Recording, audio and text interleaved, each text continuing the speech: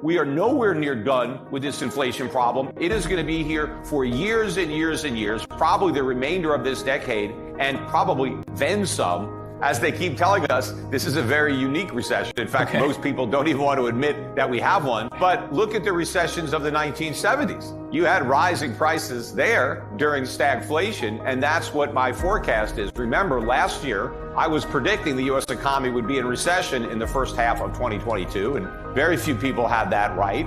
But I also predicted that inflation wasn't transitory, that it would get stronger as the economy got weaker, and that is exactly what happened. Now, the reason that I believe that inflation is going to kick into a higher gear as this recession that we are in gets worse is because I believe Powell is going to pivot ultimately, and he is going to give up his fight against inflation in order to fight a different foe, either one that has already happened or one that is rapidly approaching. And so I think Powell is going to choose what he believes to be the lesser of the two evils. And I think he's going to pick fighting recession and propping up financial markets and monetizing government debt so the Treasury doesn't have to default. I think the Fed is going to pick that over inflation. And so unlike the pivot that we got with Volcker back in 1982, where Volcker pivoted after a victory in his fight against inflation, Powell is going to pivot despite defeat. Inflation is going to win. And so when we go back to 0% interest rates or whatever we do, and when we go to QE5, which is going to be launched, I don't think the Fed is going to shrink its balance sheet very much. It's going to shrink it less than it did last time it tried to do it, which is an impossible task given the bubble it's inflated.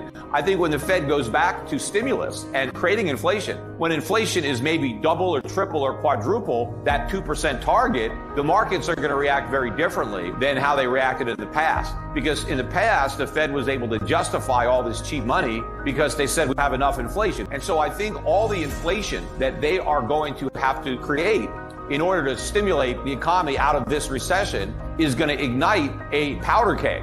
We already have an inflation problem, and Powell's going to pour all this gasoline on it. And so we're going to see inflation moving up to a much higher level, even though it's already very high. In fact, it's probably double what the government claims in the CPI. If you want to know what's actually happening to prices, you've got to double what the government tells you, and that's more accurate. Meanwhile, labor force participation last month fell to 62.1. That is the low for the year. And in fact, over the last 4 months, even though we've created all these jobs, the number of people in the workforce has gone down. And so that means that all the jobs that were created over the last 4 months were people who already had a job getting another job. You know, Biden claimed that we have a record number of people in the workforce. He was mistaken. We had more people working 4 months ago than we have working now. The record high for a number of people working is before the pandemic. So even though we've recovered the jobs that we lost prior to the pandemic, it's only because the same people have multiple jobs. We haven't recovered the workers. We still have a lot of workers that were working prior to the pandemic that haven't rejoined the labor force. We can't have a soft landing because the soft landing means we avoid recession. So by that definition, we've already crashed, or it's a hard landing. It is what it is. And so you have all these Keynesians that somehow believe that inflation is caused by economic growth. They think if there's not enough people unemployed, you're going to have more inflation. And the way to get rid of inflation is to put people out of work. All of this is Keynesian nonsense. Inflation is not caused by the private sector. It's not caused by growth. It's not caused by people working. The only people working that cause inflation are the people at the Fed who are running the printing presses, who are pushing all the buttons that are creating all the money. That's where inflation comes from. And they create inflation in order to monetize U.S. government debt. So the federal government runs a big budget deficit. The Federal Reserve prints up money to buy those bonds, and that inflation enters the economy. It's got nothing to do with growth or people working. As a matter of fact, in a real economy, the stronger the growth, the lower prices. Because what is economic growth? It means increased output. It means more goods and services are being produced. Well, if you increase the supply of something, then you decrease the price. So a productive economy that's producing more stuff means that the price of that stuff is lower. The same thing with people working. If more people are employed productively, their productive output is increasing the supply of goods and services, keeping the prices down. If you slow down real economic growth, if you force people out of work, you're going to have less supply. We're not going to make as much stuff. We're not going to be offering as many services. And so therefore, the prices of those goods and services, all else being equal, are going to go up. Supply creates demand. So if people are producing and putting goods and services into the economy, well, now they have the ability to share in that production. They've earned money helping to create stuff, and now they can spend that money to buy the stuff that they created. And so the demand that comes from real production doesn't cause prices to go up. The only kind of demand that causes prices to go up is when the government just prints money and gives it to people. And so that money is not a function of production. People didn't earn that money producing. They just were sent the money by the government. I mean, that's what happened during COVID to a huge degree. You had people who had jobs and were working to help make stuff. They went home. They weren't working at all. They weren't making anything. They weren't earning money because they worked. They were being paid not to work. But the worst part about it was many people were paid 2 or 3 times not to work than what they earned when they were working. So now these people who weren't working at all had all this money to go and buy stuff, but they didn't help produce any stuff. That's what pushed up prices, because you had all this fake demand and no supply.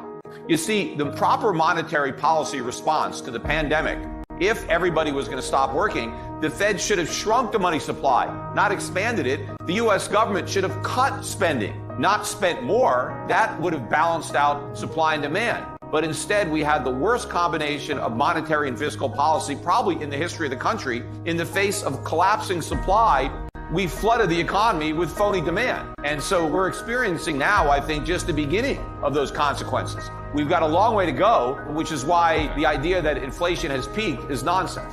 Historically, whenever they brand a piece of legislation, whatever the name is, the effect will be the opposite of that name.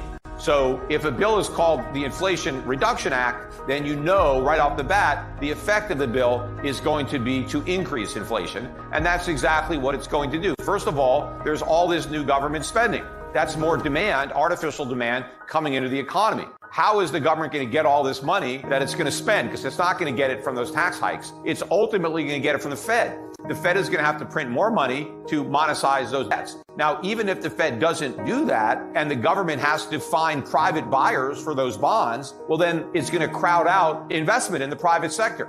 And so that's going to mean fewer things are going to be produced because the private sector is going to have less money to invest in capital and things to improve productivity. And so that ultimately causes prices to be higher. So will the increase in corporate taxes, because to the extent that corporations have to pay higher taxes, it comes at the expense of lower investment. So if corporations have less money to invest in plant equipment and expanding supply, that ultimately puts upward pressure on prices. What the government needs to do to reduce inflation is reduce government spending. The government is doing the opposite. They are increasing government spending. So what they're doing is they are throwing gasoline on a fire that's already burning hot. The government makes everything more expensive. It's the free market that makes things less expensive. So if we want to help put downward pressure on prices, we got to get government out and let the free market in.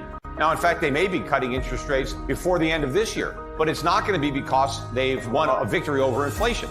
It's going to be because the economy is in a much more severe recession than the one it's in right now. In other words, this recession that's here is going to get worse, and that's going to force politicians to try to do something. You know, once the political pressure is greater because of unemployment and the economy, then the Fed is going to switch its attention from inflation. But the inflation problem is not going to go away. It's just that this other problem is going to loom larger in the eyes of the Fed. And I think what's driving the markets is this bad news on the economy is good news for the markets, because it means the Fed will pivot sooner. And before it pivots, it will raise rates less than it might have raised, absent the bad economic news. And again, you still have all of these Keynesians out there that think bad economic news is good news on inflation. They think the weak economy will weaken inflation. It won't.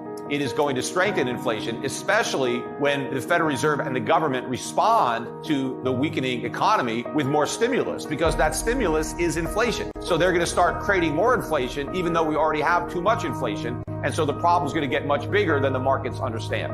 I still think this is an overall bear market. I think that rate hikes are going to continue to take their toll, but so will inflation. I think inflation is going to harm a lot of companies that have a problem dealing with it. I think a lot of demand is going to be destroyed for a lot of discretionary items because people are going to spend all their money on food, on energy, on insurance, on rent, on taxes. Well, I think the nature of this financial crisis is going to be a lot different than the one we had in 2008, because I don't think the Fed is going to allow it. That's one of the reasons I believe that Powell is going to pivot, because if the Fed does keep raising rates, we will have a financial crisis that looks like 2008, only much worse, because 2008 was about bad debt. It was about people borrowed money and they couldn't pay it back. And the collateral for the loans was no good because it was real estate and prices went down. Well, we have much more debt now than we had in 2008. I mean, by an order of magnitude. Everybody has more debt than they had back then. And so this is going to be a much bigger crisis when the defaults start.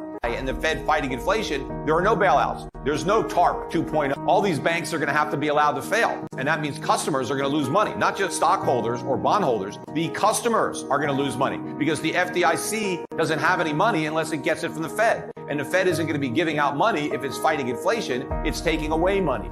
So I believe the Fed is going to pivot to prevent that massive financial crisis. And so what we're going to get is a sovereign debt crisis and a US dollar crisis. So it's going to take the form of a crashing dollar. And so the people who are going to lose money are not the people that are just holding subprime mortgages, but the people who are holding U.S. Treasury bonds or any bonds denominated in U.S. dollars, or even people that have U.S. dollars stuffed under their mattress. You know, the dollar has risen so far in the early stages of this big inflation because investors are still delusional about the Fed's ability to contain inflation and bring it back down to 2%. When they wake up to reality that inflation is going to be way above 2% indefinitely, then the dollar is going to fall through the floor.